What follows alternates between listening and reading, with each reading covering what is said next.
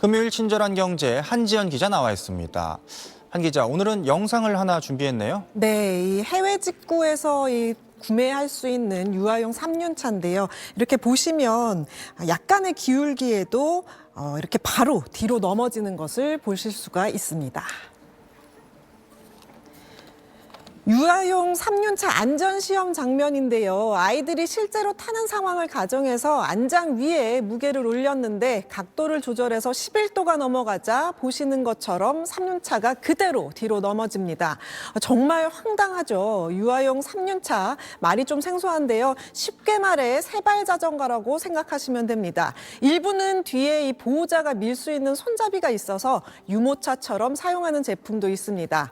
아이들이 직접 타는 제품인 만큼 쉽게 넘어지지 않도록 안전 기준이 정해져 있습니다. 국내 기준에 따르면 제품을 좌우나 뒤쪽으로 15도까지 기울여도 넘어지지 않아야 합니다. 그런데 시험 결과 일부 제품은 15도는커녕 12도나 13도 정도에서도 바로 넘어졌습니다. 한국소비자원이 아마존, 알리익스프레스, 이베이 같은 해외 쇼핑몰에서 직접 구매한 해외 직구 제품과 네이버, 롯데온, 지마켓, 쿠팡 등에서 구매 대행 형태로 판매되는 제품을 포함해 유아용 3륜차 8개 제품을 시험 평가했는데요. 이 가운데 3개 제품이 넘어짐 시험에서 국내 안전 기준을 충족하지 못했습니다.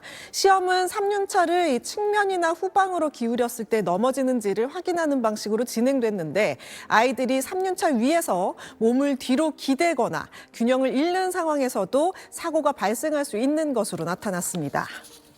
네, 또 몸에 해로운 물질도 검출이 됐다면서요? 네, 이 8개 제품에서 이 8개 제품 중에서 2개 제품이 이 유해 물질이 기준 초과를 했습니다. 어떤 물질인지 봤더니 프탈레이트계 가소제와 납이었습니다. 프탈레이트계 가소제는 플라스틱을 부드럽게 만들 때 사용하는 물질인데 어린이 제품에서는 생식 독성이나 간 독성 등을 유발할 수 있어서 사용 기준이 엄격하게 제한돼 있습니다.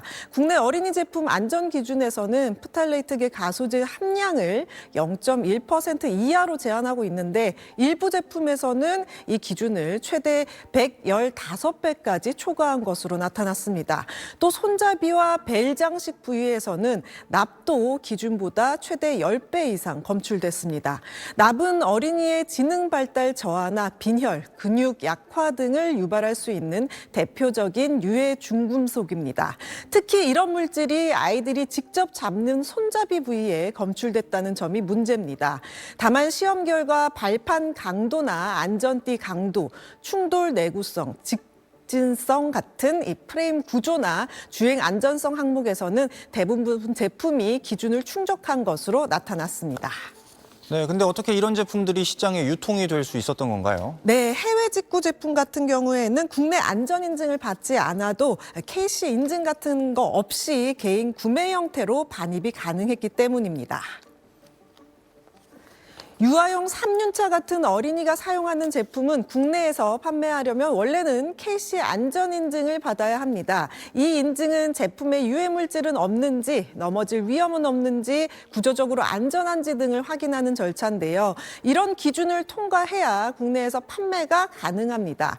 그런데 해외 직구 제품은 상황이 조금 다릅니다. 소비자가 해외 쇼핑몰에서 직접 주문하는 경우에는 이걸 국내 판매가 아니라 개인이 해외에서 물건을 들여오는 형태로 보기 때문에 KC 인증이 없어도 국내로 들여올 수 있습니다. 하지만 구매 대행은 국내 업체가 해외 제품을 대신 구매해서 소비자에게 판매하는 방식이기 때문에 KC 인증을 받아야 합니다. 그런데 이번 조사에서는 이 구매 대행 제품 가운데 4개 제품이 KC 인증 없이 판매돼 어린이 제품 안전특별법을 위반한 것으로 나타났습니다. 소비자원은 이에 따라 해당 제품을 판매한 플랫폼과 업체에 유통 차단과 판매 중단을 권고했고 현재는 판매 페이지가 삭제된 상태입니다.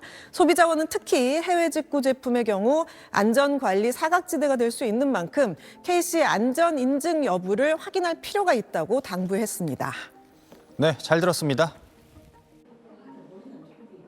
해외 온라인 플랫폼에서 판매 중인 어린이용 모자와 목도리, 장갑에서 국내 기준치의 203배에 이르는 프탈레이트계 가소제가 검출됐습니다. 서울시가 겨울철을 맞아 알리, 테무, 쉬인 등 해외 온라인 플랫폼에서 판매 중인 어린이용 겨울 의류, 자파, 완구 24개 제품을 검사한 결과 8개 제품이 국내 안전기준에 부적합한 것으로 조사됐습니다. 어린이용 모자와 목도리, 장갑의 가죽 장식에서는 프탈레이트계 가소제가 기준치의 203배 초과 검출됐고 겨울 상하복 세트는 지퍼에서 납이 기준치보다 최대 4.5배 많이 검출됐습니다. 프탈레이트계 가소제는 내분비계 장애를 일으킬 수 있는 물질로 접촉하면 눈, 피부 등의 자극을 일으킬 수도 있습니다. 납 역시 안전기준 이상으로 노출되면 생식 기능에 해를 끼칠 수 있고 암 발생 위험도 커질 수 있습니다. 어린이용 완구와 기타 제품 일부도 기준치를 넘는 유해 물질이 검출됐습니다. 스티커는 원단과 접착면에서 프탈레이트계 가소제가 기준치의 최대 58배, 납은 기준치의 1.7배, 카드뮴은 기준치의 최대 12배 초과 검출됐습니다. 어린이 조끼는 의복을 잠그기 위한 고리의 원주가 기준치보다 길어 질식, 걸림의 사고 위험이 있는 것으로 나타나는 등 물리적 안전 기준을 충족하지 못했습니다. 서울시는 검사 결과를 바탕으로 부적합 제품에 대해 해당 온라인 플랫폼의 판매 중단을 요청했습니다.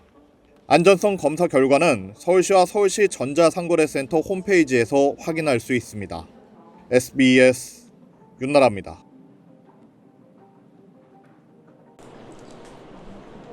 해외 온라인 플랫폼에서 판매하는 어린이용 롤러스케이트와 헬멧 등에 대해 안전성 검사를 실시한 결과 12개 제품이 국내 안전 기준에 부적합한 걸로 확인됐습니다. 서울시는 해외 직구에 많이 쓰이는 알리익스프레스와 테무에서 판매 중인 28개 제품에 대해 유해 화학물질 검출 여부와 내구성 등을 검사했습니다.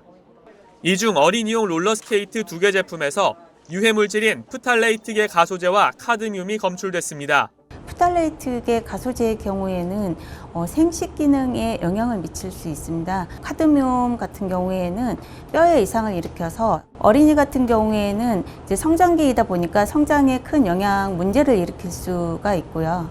특히 발등 고정 부위에서 프탈레이트계 가소제가 국내 기준치의 최대 706배, 신발 홀로그램 장식 등에선 카드뮴이 기준치의 3배 넘게 검출됐습니다.